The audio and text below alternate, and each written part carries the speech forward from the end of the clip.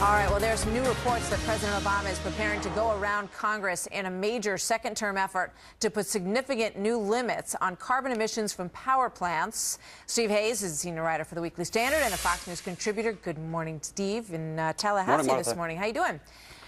I'm doing well, thanks. You know, this is interesting. I mean, when you look at some of what has been said by environmental advocates lately about the president, they're extremely unhappy with lack of action. Al Gore is on that list saying, you know, great words, Mr. President, but let's see some action. He's got a lot of pressure to do this right now from the left.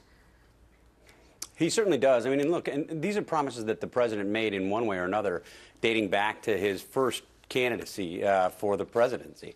I mean, the President Obama has been clear, then Senator Obama has been clear that he wanted to be aggressive on global climate change, on pushing for first legislation, now executive action.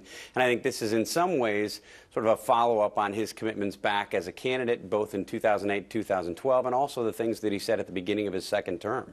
Yeah, I mean, there's going to be a lot of folks, though, on the corporate energy side of this that are going to be nervous because initially the expectation was that these regulations would be for future plants. But now there's some suggestion that it might be to retrofit even current plants, and that's probably going to not sit very well with them, right?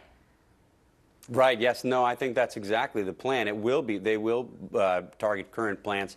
And I think, you know, if you look back at the kinds of things that were worrying corporate America back in the 2012 campaign cycle, it was exactly this kind of regulation that the president is now talking about, or that his advisors are now talking about, empowering the EPA, which had been pretty aggressive in the president's first term, to be even more aggressive in his second term, and as you say, bypassing Congress to do so. Yeah, you know, when you look at the big picture here, the president was criticized early on for taking on health care when the focus seemed to be a really seriously ailing economy and the jobs picture.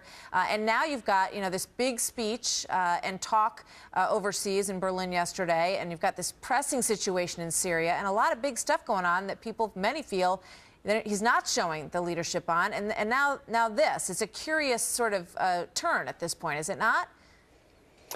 Well, I think it is. I mean, there's certainly, it's not just Syria. I mean, look at the continued threats from al-Qaeda and its affiliates. There are lots of things happening around the world that I would think would require the president's attention. But he's getting a lot of pressure, as you pointed out, not only from Al Gore, but from sort of grassroots level environmental activists who are pushing him to do this, are concerned about what direction he may go on the Keystone Pipeline.